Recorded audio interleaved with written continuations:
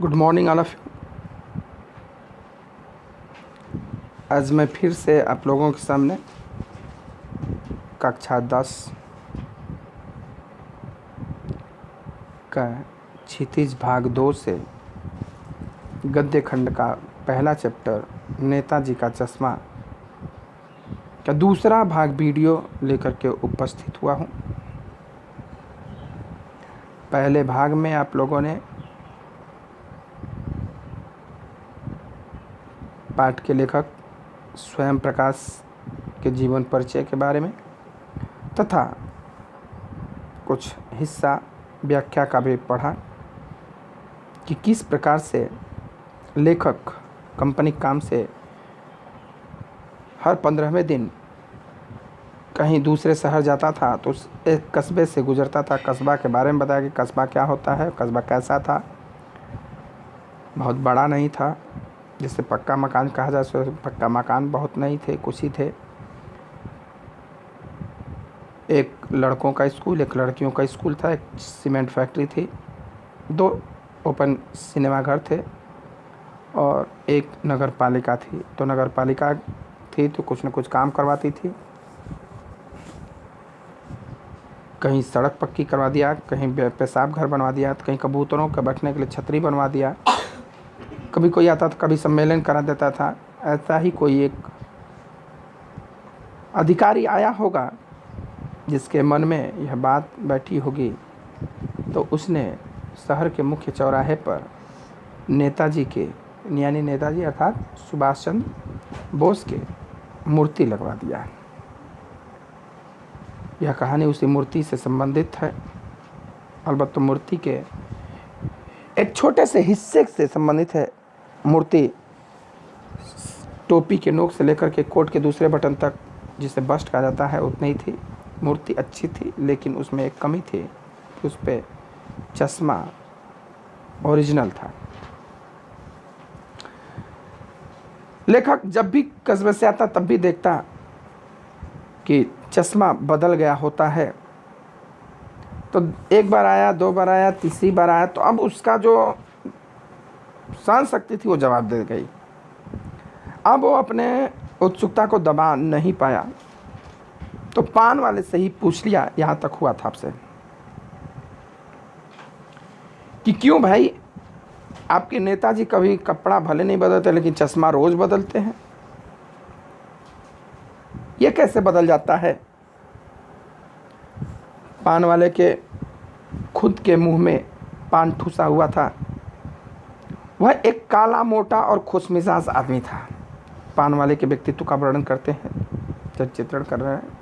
वह अपने मुंह में भी पान भरा हुआ था, मोटा सा आदमी था, काला था, पान खाते खाते दांत काले हो गए थे, लाल हो गए थे। हवलदार साहब का प्रश्न सुनकर वह आंखों ही आंखों में हंसा। उसकी तोंद थिरकी, मुंह में पान भरा होता कर रहा था, उसकी तोंद हिल रही थी।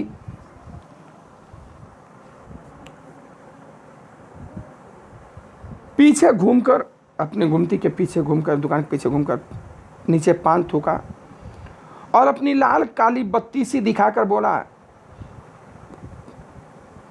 पान चबा रहा है।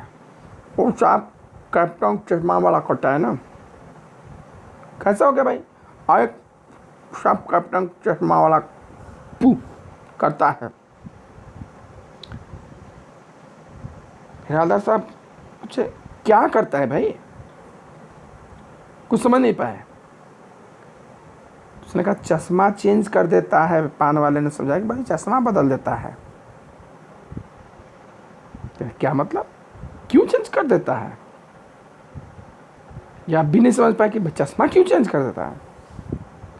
फिर समझ, मान लो कोई गिराक आ गया, समझो साहब, गिराक यानी ग्राहक,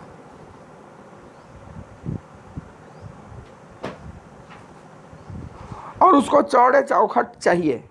चौड़े चौखट यानी कि चौड़े फ्रेम वाला चश्मा चाहिए। तो कैप्टन किधर से लाएगा? तो भाई कैप्टन कहाँ से लाएगा वो चश्मा वाला? तो उसको मूर्ति वाला दे दिया और उधर दूसरा बिठा दिया। अब हवलदार साहब को बात कुछ समझ में आई कि एक चश्मे वाला है जिसका नाम कैप्टन है, उसे नेताजी की बगैर चश्मे वाली मूर्ति बुरी लगती है, बल्कि आहत करती है, घायल करती है, चोटिल करती है। मानो चश्मे के बगैर नेताजी को असुविधा हो रही हो। हाँ, चश्मे के बगैर भाई असुविधा हो रही है कि वहाँ कस्बे वालों को देख नहीं पा रहे थे क्या चौराहे पर? नहीं, नेताजी की मूर्ति बगैर चश्मे की, उनकी मूर्ति उनका एक अपमान है। आप लोग कभी भी अभी आज तक नेताजी की बगैर चश्मे की मूर्ति नहीं देखे होंगे। तो कुछ वेशभूषा पहनावा व्यक्ति की पहचान बन जाती है, और उस पहचान को अगर हटा दिया जाए तो उस व्यक्ति का अपमान होता है।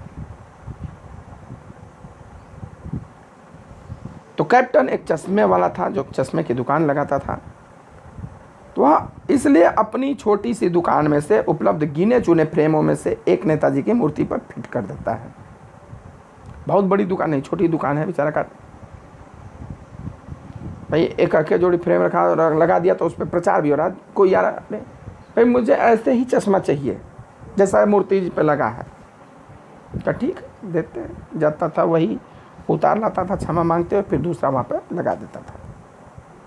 तो दूसरा लगा था, फिर प्रचार हो गया, अच्छा लग रहा है भाई चश्मा। फिर आया कोई, फिर ले गया, फिर वहाँ लगा।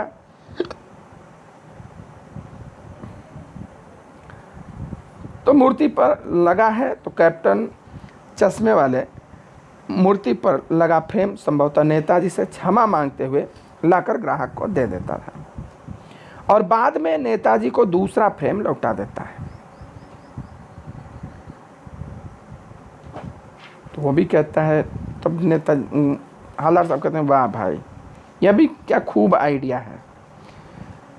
फिर कह, लेकिन भाई एक बात पूछनी थी, अभी समझ में नहीं आई कि हवलदार साहब ने पान वाले से फिर पूछा कि नेताजी का ओरिजिनल चश्मा कहाँ गया? भाई इनका ओरिजिनल चश्मा पत्थर का होना चाहिए ना। तब तक पान वाला दूसरा पान मुंह में ठूस चुका था। अब दोपहर का समय था, दुकान पर बहुत भीड़ भाड़ ही नहीं अधिक। तो वह फिर आंखों ही आंखों में हंसा, उसकी तो थिरकी पेट हिल रहा। कत्थे की डंडी फेंक पीछे मुड़कर उसने नीचे पीक थूकी और मुस्कुराता हुआ बोला, मास्टर बनाना भूल गया था साहब, मास्टर बनाना भूल गया था। पान वाले के लिए यह एक मजेदार बात थी। क्या कह रहे वो मास्टर बनाना भूल गया था, जो पहले ही बताया कि मोतीलाल। पान वाले के लिए तो ये बड़ी मजाक की बात थी, लेकिन यह देश के लिए, यह देशभक्तों का कितना बड़ा अपमान है वो ये नहीं समझ सकता। हवलदार साहब के लिए यह बात चकित और द्रवित कर देने वाली थी, करुणा भरी थी। यानी वह ठीक ही सोच रहे थे। मूर्ति के नीचे लिखा मूर्तिकार मास्टर मोतीलाल वाकई कस्बे का अध्यापक था। अब हवलदार साहब जाकर के पास से देखे तो उन्हें समझ, वो जो सोच रहे थे वही है कि वहाँ मूर्ति के नीचे जब देखे तो वही मूर्तिकार का नाम लिखा था मास्टर मोतीलाल, वही कस्बे का अध्यापक। बेचारे ने महीने भर में मूर्ति बनाकर पटक देने का वादा किया रहा होगा, बना भी ली होगी, लेकिन पत्थर में पारदर्शी चश्मा कैसे बनाया जाए कांच वाला यह तय नहीं कर पाया होगा, या कोशिश की होगी और असफल रहा होगा, या बनाते बनाते कुछ और बारीकी के चक्कर में चश्मा टूट गया होगा, या पत्थर का चश्मा अलग से बनाकर फिट किया होगा और वह निकल गया होगा। उफ। अब ये हवलदार साहब तर्क करते हैं कि क्या क्या रीजन रहा होगा। सोच रहे थे कि या तो भाई पत्थर का चश्मा उन्हें बनाना ना आता रहा हो, मूर्ति तो बना ली, चश्मा नहीं बना पा रहे हो, कि उस पर पारदर्शी चश्मा जिसके आर पार देखा जाए वो कैसे बनाया जाए। भाई पत्थर का तो उधर से दिखेगा नहीं, कौन सा लगाया जाए, कांच का लगाया जाए या पत्थर का लगाया जाए, या तय नहीं कर पाए होंगे, या कोशिश की होगी और बना नहीं पाए होंगे चश्मा, या बन भी गया होगा तो और अच्छा बनाने के चक्कर में वो टूट गया होगा, या पत्थर का चश्मा अलग से बना करके फिट किया होगा और वो निकल गया होगा, गिर गया होगा, कहीं कोई उठा लिया होगा, कोई ले लिया होगा, इत्यादि। उफ, ये हमारे देश की कितनी विडंबना है कि एक महापुरुष, एक देशभक्त का इतना अनादर हो रहा है। हवलदार साहब को यह सब बात बड़ी विचित्र और कौतुक भरी लग रही थी। इन्हीं ख्यालों में खोए खोए पान के पैसे चुकाकर चश्मे वाले की देशभक्ति के समक्ष नतमस्तक होते हुए वह जीप की तरफ चले और फिर रुके, पीछे मुड़े और पान वाले के पास जाकर पूछा,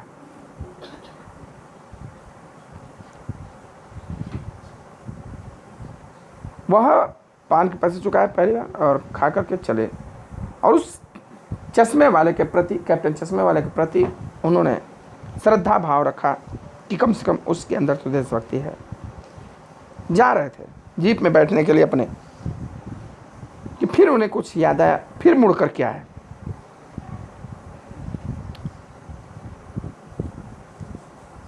और पान वाले से जाकर के फिर पूछा कि क्या कैप्टन चश्मे वाले नेताजी का साथी है या आजाद हिंद फौज का कोई भूतपूर्व सिपाही है? मैंने कहा भाई कैप्टन, हाँ कर, क्या सुभाष चंद्र बोस का कोई मित्र है या कोई भूतपूर्व सैनिक है जो आजाद हिंद फौज में रह चुका हो? पान वाला तब तक नया पान तीसरा खा चुका था, मुंह में डाल चुका था, अभी पान पकड़े मुंह में से 1.5 इंच दूर रोककर खाने जा रहा था। ये रोक कर हवलदार साहब को ध्यान से देखा, पूरा ऊपर नीचे, फिर अपनी लाल काली बत्ती सी दिखाई और घूम कर मुस्कुरा कर बोला, नहीं साहब, वो लंगड़ा क्या जाएगा फौज में, पागल है पागल, वो देखो आ रहा है, आप उसी से बात कर लो, फोटो छपवा दो उसकी अखबार में। देखिए यहाँ पर सुभाष चंद्र बोस जैसे लोगों, देशभक्तों का अपमान किया जा रहा है, तो और उस देशभक्तों का जिसके अंदर देशभक्ति का थोड़ा सा जज्बा होता है, उसका भी मजाक बनाया जाता है, उसका भी अपमान किया जाता है। वही काम यहाँ पान वाले कर रहा है कैप्टन के साथ। अरे साहब वो लंगड़ा है, क्या जाएगा फौज में, है? देखो वो आ रहा है, देखो जाओ उसी से बात कर लो, उसी से उसका फोटो छपवा दो अखबार में, पत्रिका में।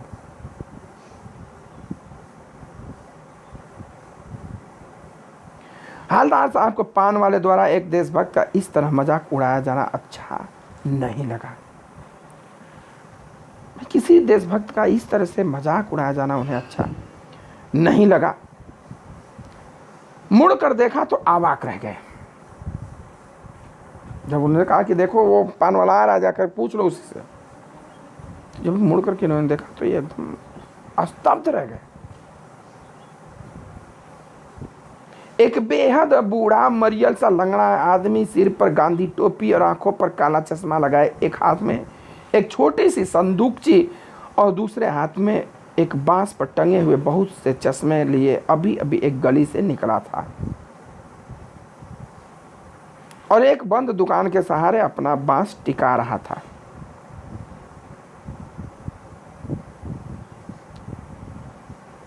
देखे तो कहे कि एक बेहद दुबला पतला कमजोर लंगड़ा सा आदमी।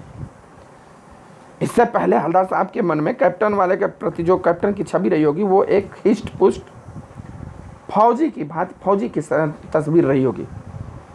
लेकिन जब उन्होंने देखा कि पान वाला बिल्कुल लंगड़ा सा आदमी, एकदम दुबला पतला मरियल सा आदमी, एक हाथ में छोटी सी संदूकची यानी छोटा सा बक्सा लिया है जिसमें कुछ चश्मे रखे हैं, और एक हाथ में बांस टांगा हुआ है जिस पर कई चश्मे लगे। देखते हैं आप मेला वगैरह में, बाजारों में जाइए तो जो गुब्बारे उब्बारे वाले होते हैं, छोटे छोटे खिलौने बेचते हैं, वो बांस पर टांगे रहते हैं। उसी प्रकार के बांस पर यह कुछ चश्मे का फ्रेम टांगा हुआ है और उसको एक दुकान के सहारे लगा रहा है। तो इस बेचारे की दुकान भी नहीं है, फेरी लगाता है। हवलदार साहब चक्कर में पड़ गए, क्योंकि अब मतलब कि इसकी अपनी कोई निजी दुकान भी नहीं है, ये फुटपाथ पे बेचता है, घूम घूम करके चश्मे बेचता है, फेरी लगाता है। फेरी लगाना मतलब जिसकी कोई फिक्स निश्चित स्थान न हो, जिस किसी दुकान के, वो घूम घूम करके लोगों को उपलब्ध कराते हैं सामान। हवलदार साहब चक्कर में पड़ गए, पूछना चाहते थे कि इसे कैप्टन क्यों कहते हैं, क्या यही इसका वास्तविक नाम है?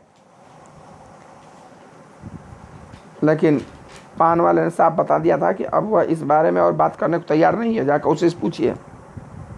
पूछ रहा था कि इसको कैप्टन क्यों कहते हैं, भाई ये तो लंगड़ा है, क्या ये वास्तविक में कैप्टन है या इस वास्तविक नाम है या कुछ और बात है?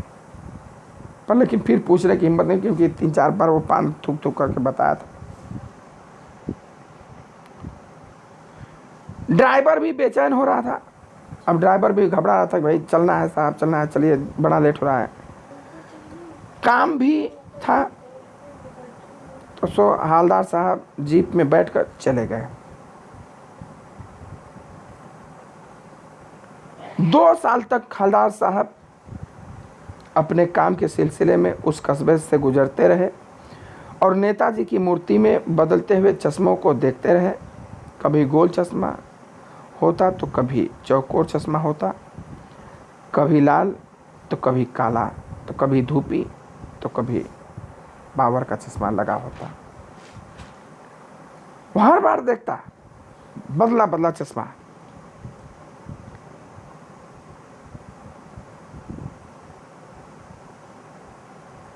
कभी बड़े बड़े कांचों वाला गोगो चश्मा। गोगो चश्मा, गोगा कपूर एक एक्टर है, था, मर चुका है। वो बड़ा बड़ा चश्मा लगाता था, एकदम बड़ा बड़ा शीशा कांच का, गोगा कपूर। तो उसको गोगो चश्मा लोग कहने लगे। पर कोई न कोई चश्मा होता जरूर था। उस धूल भरी यात्रा में हवलदार साहब को कौतुक और प्रफुल्लता के कुछ क्षण देने के लिए उनका एकदम आदत था, उससे दुकान पर आते थे, रुकते थे, पान खाते थे, मूर्ति को देखते थे, चश्मा लगा हुआ पाते थे और मूर्ति के समक्ष नतमस्तक होते थे, चले जाते थे। फिर एक बार ऐसा हुआ कि मूर्ति के चेहरे पर कोई भी कैसा भी चश्मा नहीं था। उस दिन पान की दुकान भी बंद थी, चौराहे की अधिकांश दुकानें बंद थी। फिर एक दिन आए तो देखे कि मूर्ति पर किसी भी प्रकार का कोई चश्मा नहीं है। पान वाले की भी दुकान थी, चौराहे के अधिकतर सभी दुकानें बंद थी।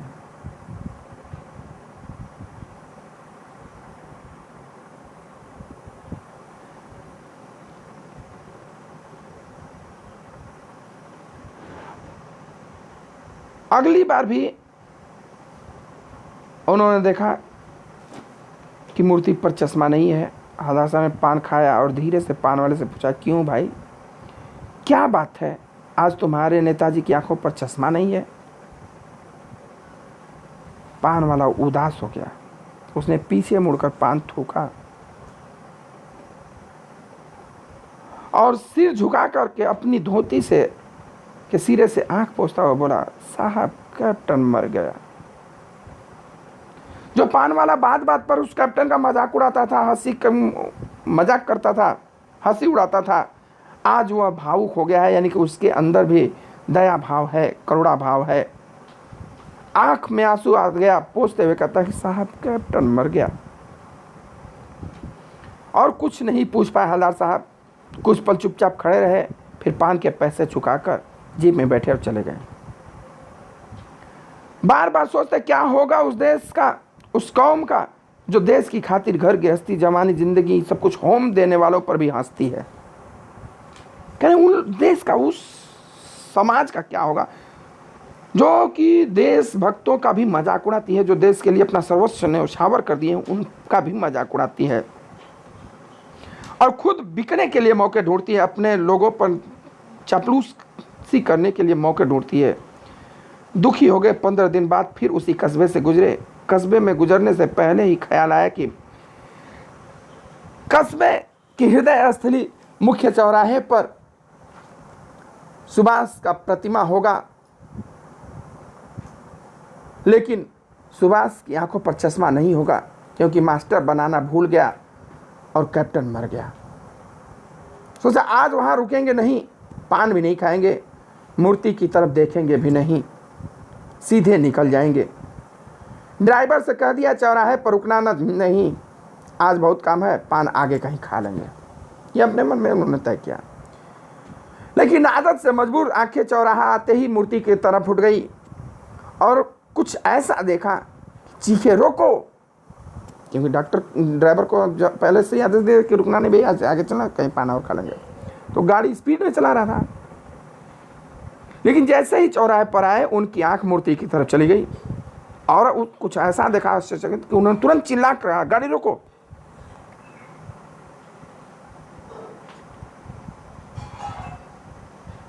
अब जीप स्पीड में थी, ड्राइवर ने जोर से ब्रेक मारे, रास्ता चलते लोग देखने लगे। जीप रुकते न रुकते हवलदार साहब जीप से कूदकर तेज तेज कदमों से मूर्ति की तरफ लपके और उसके ठीक सामने जाकर अटेंशन की स्थिति में खड़े हो गए। मूर्ति की आंखों पर सरकंडे से बना छोटा सा चश्मा रखा हुआ था, जैसा बच्चे बना लेते हैं। वहां गए तो देखे कि मूर्ति पर जो बच्चे बनाते हैं सरकंडे का लकड़ी का चश्मा है, जिससे नीम के सिक्का बनाते हैं ना, गोल गोल करके फिर पहन लेते हैं, वैसा ही चश्मा उस पर बनाकर लगाया गया था। भावुक हो गए। इतनी सी बात पर उनकी आंखें भर आई कि मतलब आज भी अभी बच्चों के अंदर किसी न किसी के अंदर देशभक्ति की भावना बची हुई है। चलिए देश के बच्चे ही सही, बच्चे जो देश को आगे बढ़ाने वाले होते हैं, उनके अंदर ही देशभक्ति का जज्बा सही। उनको चश्मे नहीं मिल गए तो लकड़ी का ही बना के लगा दिए। लेकिन एक कितना बड़ा ये अत्याचार है कि एक देशभक्त, एक देश प्रेमी का इस प्रकार से अनादर उन्होंने नहीं देखा। उनकी आंखें भर आई उस देशभक्ति के ऊपर, क्योंकि कम से कम लकड़ी का चश्मा ही तो लगा दिया। नेताजी का बगैर चश्मा की मूर्ति, बिल्कुल अपमान है उसका। ठीक है, तो ये चैप्टर समाप्त हुआ। अब आगे इस चैप्टर से प्रश्नोत्तर आप लोगों को दिया जाएगा, जो कि नोट करेंगे। धन्यवाद।